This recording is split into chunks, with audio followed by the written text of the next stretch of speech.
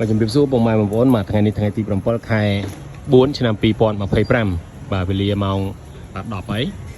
បាទនេះគឺជាថាវិការបងប្រុសម្នាក់ដែលគាត់អាជីវកម្មនៅផ្សារលង្កឿគាត់បានចូលចំនួនទឹកបាទតាមរយៈខ្ញុំ20យួរហើយនឹងបងស្រីម្នាក់ទៀតគាត់លក់បាទគ្រឿងក្រអូបនៅផ្សារលង្កឿបាទចូលជា$30អញ្ចឹងទាំងអស់បាទសរុបមកខ្ញុំបានមិញបានទិញទឹកប្រហែល80យួរអូ80យួរអញ្ចឹងដូចខ្ញុំបានធ្វើវីដេអូអញ្ចឹង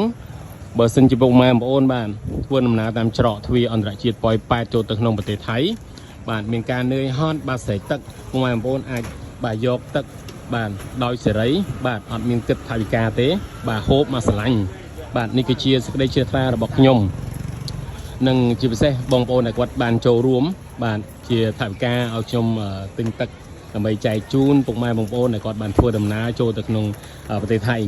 បាទមិនយូរទេខ្ញុំនឹងនាំទឹកនេះបាទយកទៅជួយបាទបងប្អូនដែលគាត់ត្រឡប់ទៅខាងប្រទេសខ្មែរយើងវិញនៅផ្លូវចេញបាទប៉ុន្តែគាត់ថាថ្ងៃនេះខ្ញុំទិញទឹកមកសិនបាទអញ្ចឹងដូចខ្ញុំនិយាយអញ្ចឹងបើសិនជាពុកម៉ែបងប្អូនបាទធ្វើដំណើរពីបាទទឹកដីច្រកទ្វារអន្តរជាតិប៉ោយប៉ែតខ្មែរយើងបាទចូលមកទឹកដីថៃបាទទីតាំងដែលខ្ញុំដាក់ទឹកនៅទីនេះបាទអញ្ចឹងអាចយកដោយសេរីបាទដោយអត់មានគិតថ្លៃទេអត់មានគិតសេវាទេបាទ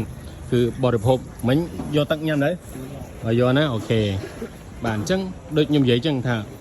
បរិភោគដោយសេរីបាទអត់គិតថ្លៃទេហើយសេចក្តីជ្រះថ្លានេះ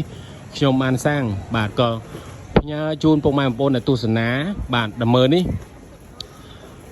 បានបនស្មើគ្នាបាទមិនថាតែខ្ញុំអ្នកធ្វើទេអញ្ចឹងពុកម៉ែបងប្អូនដែលនៅផ្ទះក៏អាចមានសេចក្តីជ្រះថ្លាដោយអំពើត្រជាក់បាទអំពើបុណ្យរបស់ខ្ញុំនេះបាទសាងបុណ្យនេះបាទក៏រីករាយទៅតាមនឹងដែរបាទអញ្ចឹងក្នុងឱកាសចូលឆ្នាំថ្មីបាទសុខសប្បាយបងក្នុងឱកាសចូលឆ្នាំថ្មីប្រពៃណីជាតិនៅខាងមុខនេះនៅសល់ប្រហែលថ្ងៃនេះទៀត